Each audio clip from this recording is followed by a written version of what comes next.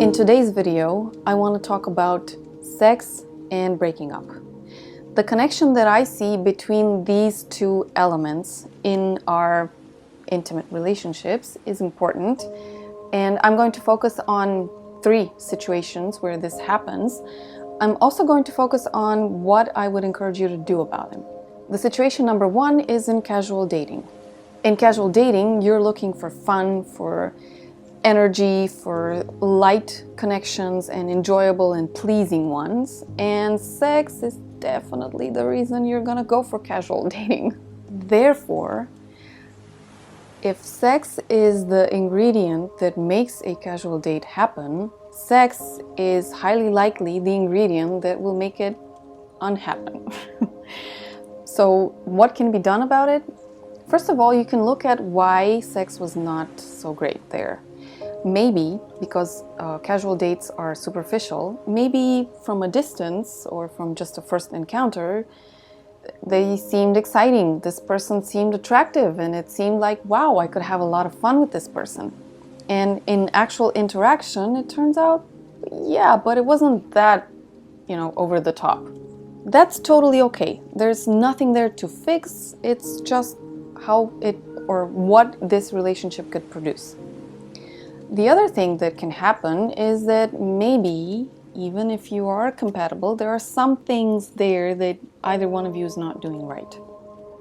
And this is actually first and foremost, especially when you're just meeting somebody, this is about being present and your ability to observe what the other person is turned on by, what they need, even if they don't say it. It's like if you can quote unquote smell the person, that's a very good element to have. That's a good quality or skill to have for yourself. And that can actually help you maintain a casual date for a bit longer than without this trait. Another thing is your ability to communicate, especially because you don't know the person.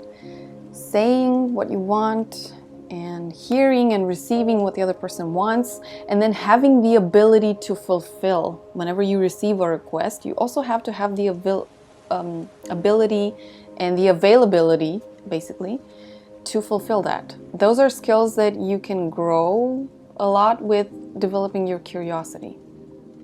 Also, you can develop this skill with knowing yourself and having confidence to ask for what it is that you need. I say these are worth investing in, and how you can do this: reading books on sexuality. Hey, any books, you can just go on Amazon, you can type in sex, erotic, intimacy, and you will definitely find some self-help books there. You can go with online programs where intimacy, communication, sometimes even technique, why not? Those are approached. So you can grow a curiosity muscle for your sexuality. Please be aware that a casual date is going to always be a casual date unless you decide to do something else there. So don't expect anything that you grow in yourself to keep somebody who's just into casual dating. The second situation where sex and breakup is connected is in long-term relationships. Long-term relationships are definitely because you have more than just the hots for the other person. So you find them a very dear person, you love them, you think alike, and you want to spend, for whatever reason, you want to spend more time with this person. So it's your decision to spend more time and invest more energy into this interaction. And it's usually because there's something that you can grow there for yourself and for the other person, whether you're conscious of this or not. So the sex element is not the primary one to decide that you're gonna engage in a long-term relationship with this person.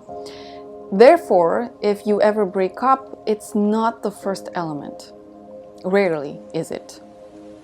In most cases, something goes wrong with finances, with career, with health. Hey, it can happen sometimes. Something can happen and the people, they just can't function. Sometimes can happen with they can lose a job, or they can go into depression for whatever reason. They can develop addictions, one of the people, and for whatever reason the relationship is not working, therefore the sexual intimacy is also affected. Whatever problems you may develop, they can affect your sexual intimacy as well. And the reasons for breaking up are going to be primary where your problems are. And also the fact that sex isn't working is going to be an additional factor. What can you do about it? Obviously, whatever problem comes along, deal with it. Personal development is always going to save relationships. Or, better said, in most cases, personal development is going to save a relationship. Because sometimes you can do personal development and you can just realize that, wow, I'm walking on a totally different path right now, and for whatever reason, I can't walk with this person anymore. But that's not the main outcome of personal development. I need to stress this one out as well. So once you take care of that problem, then I encourage people to also look at their sexuality. For the simple fact that you will have changed and your partner will have changed as well, and you can't exactly go about sex also in the same way that you went about the other aspects of your relationship. The same as with health. You've changed, okay, you're gonna have probably new health habits and you're gonna want to address them also. You're gonna have a new way of going about your day, a new way of arranging your schedule. Yeah, it's worth looking into that as well, once you've taken care of whatever the problem was. So, solution here, personal development first, then sexuality, coaching, counseling, sexual development for yourself as well. Through programs, but I say here it's worth taking a personalized process, so just for you. The third situation is with marriage and family. Hey, we all get there sooner or later, and we all decide to build something for the long run. Okay? Rarely are people convinced bachelors. Rarely. And this goes for both men and women. So when you're building this, when you're deciding for this, sex is not the primary factor. I'm gonna say it. Marriage, family are still a cornerstone of our society, and the fact that sex isn't great with the person doesn't stop you from building a relationship. And it also, the fact that sex isn't great with the person doesn't mean that you will automatically get a divorce or separate. No. Sex is not going to break your marriage or family. The worst thing that sex can do, if it's not okay, it can make space for an affair from one person or from both persons. And what that means is that one of the beautiful things that can happen in a love relationship is taken outside, and therefore you're investing energy into a different space than your marriage. My personal and professional opinion is that that's not the wisest thing, and that's not the most strategic thing. If you want to go for doing sports or other hobbies with people outside of your relationship, okay. If you want to develop your finances with other people aside from your marriage partner, spouse, husband, wife, then yeah, okay, go for it. If you want to go for sex with somebody else than your spouse, hey, I would advise you not to. I would advise you to reconsider this and be more strategic about it. Sex is definitely one of the fuels in a marriage. And taking that away and leaving other things like children to be the fuel of a marriage, finances, or just a commitment that you took, no. It can get you for many years, it can last you many years like that, but it's not going to be great. You're taking out the spark from your commitment, marriage, family. Also, you're not giving such a great example to your children. Yep, they're gonna feel it. They're gonna feel that their parents are not hot one for the other. They're not gonna have an example of what it is to have people that are truly in love and passionate about one another. And they may perpetuate this in their adult life. Would you want them to go through this? would you really want them to go through this? My guess is you wouldn't. So take care of the sex part. Before you go for an affair, before you go for that, address the problem and make sure that the other person understands it.